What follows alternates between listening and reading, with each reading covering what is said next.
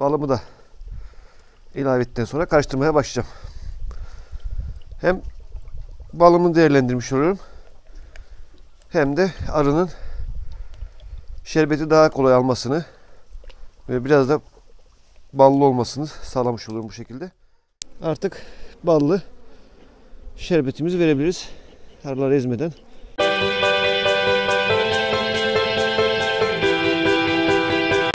Merhaba arkadaşlar.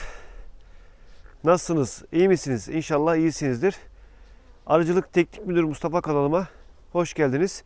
Bugün sizlerle sonbahar teşvik beslemesinin öneminden biraz bahsetmek istiyorum. Bugün günlerden 22 Kasım 2020. Hava sıcaklığı yaklaşık bizim buralarda yer kuşağısı 20 derece civarlarında. Biraz geç kaldım bu videoyu hazırlamakta. Biraz işlerim yoğundu. O yüzden kusura bakmayın arkadaşlar. Şimdiden herkese iyi seyirler diliyorum. Teşvik beslemesi neden önemli sonbaharda? İşçi arılar kuluçka ve ana arıyı beslemek için genç dönemlerde yutak üstü bezlerinde bol miktarda protein ve yağ asidi içeren arı sütü salgılarlar. Yazın bu faaliyetler nedeniyle yutak üstü salgı bezlerinde protein miktarı ve vücut yağları azalır.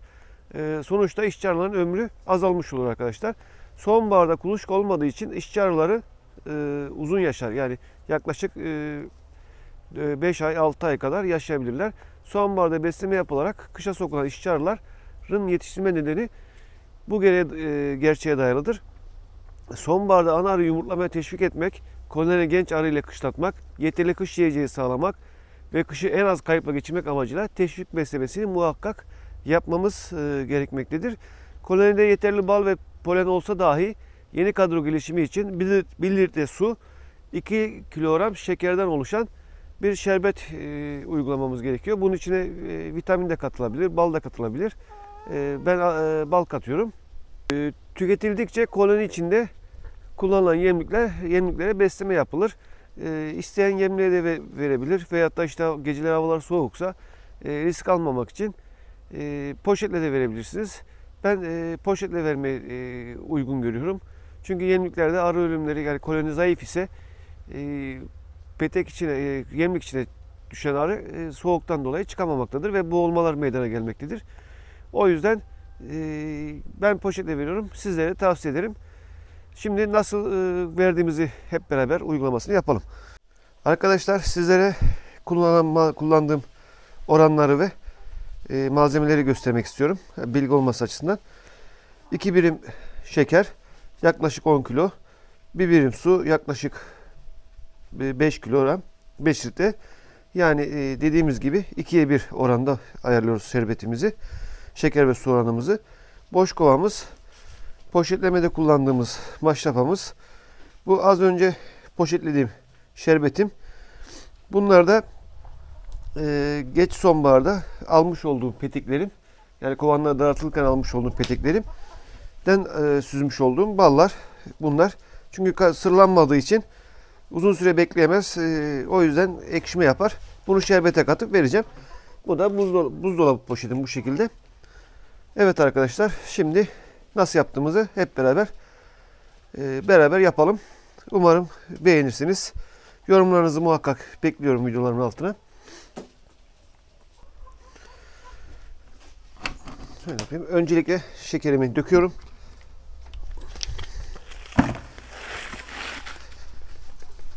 Evet. Suyumu da ilave ediyorum.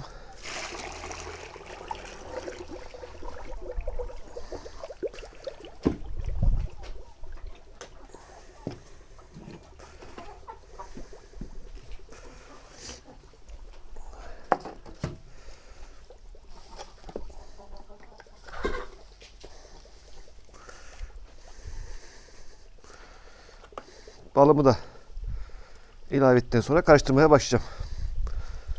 Hem balımı değerlendirmiş oluyorum, hem de arının şerbeti daha kolay almasını ve biraz da ballı olmasını sağlamış oluyorum bu şekilde. Yani bunu bahara beklesem ekşime riski var. Arıya daha çok zararlı olacağını düşündüğümden dolayı kış beslemesi olarak, arıya stok beslemesi olarak veriyorum. Hem arı ana arının yumurtlamasını sağlayacağız bu şekilde. Hem de bal stoğumuzu çoğaltmış olacağız. Bu şekilde karıştırıyoruz arkadaşlar.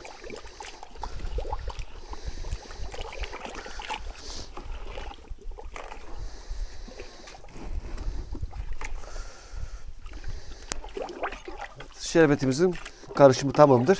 Artık poşetlemeye geçeceğiz.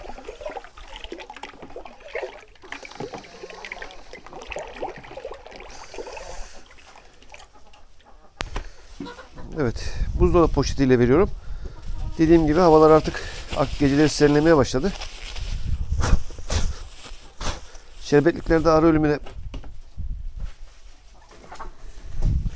buzdolabı poşetiyle veriyorum. Dediğim gibi akşamlar artık havalar serinlemeye başladı. O yüzden şerbetlikte arıların boğulup ölmesini istemiyorum. O yüzden en garanti yöntem buzdolabı poşetiyle şerbeti vermek.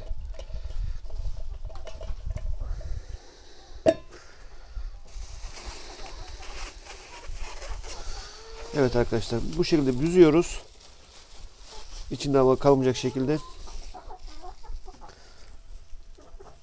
ve bağlıyoruz.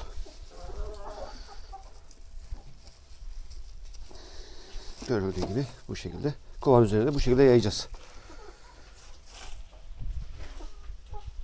Arkadaşlar, bu zayıf kalan bölmemdi. Üstündeki mumları almam gerekiyor.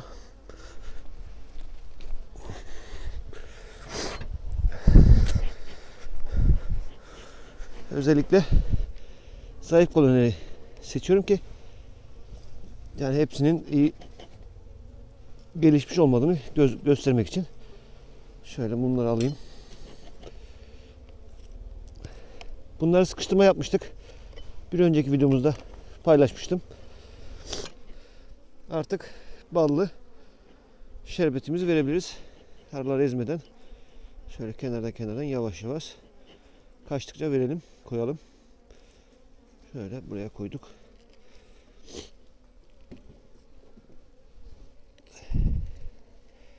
Şöyle yemin, şöyle. Dediğim gibi ılık veriyoruz. Ilık zaten kaynamış şerbetimizi uyguladık. Ilık bir şekilde veriyoruz ve arıların şerbeti almasına teşvik ediyoruz. Daha çabuk, daha kolay alsınlar diye. Ve bu şekilde tüm kovanlarımızı bugün besleme yapacağız. Evet arkadaşlar, bir videonun daha sonuna geldik. Sonbahar teşvik beslemesi ile ilgili video paylaşımında bulunmak istedim. Umarım videolarım hoşunuza gitmiştir. Muhakkak yorumlarınızı ve beğenilerinizi, desteklerinizi bekliyorum arkadaşlar. Her yorum bizim için çok önemli. Eğer sizlerin de varsa önerileriniz muhakkak videolarımın altına yazmanızı öneriyorum. Çünkü videoların altına yapılan yorumları okuyan arkadaşlarımız var. Bunlar onlar için faydalı olacağına inanıyorum. Bir sonraki videoda buluşmak ümidiyle ne diyoruz? Hoşça kalın, dostça kalın, sağlıcakla, sevgiyle kalın arkadaşlar.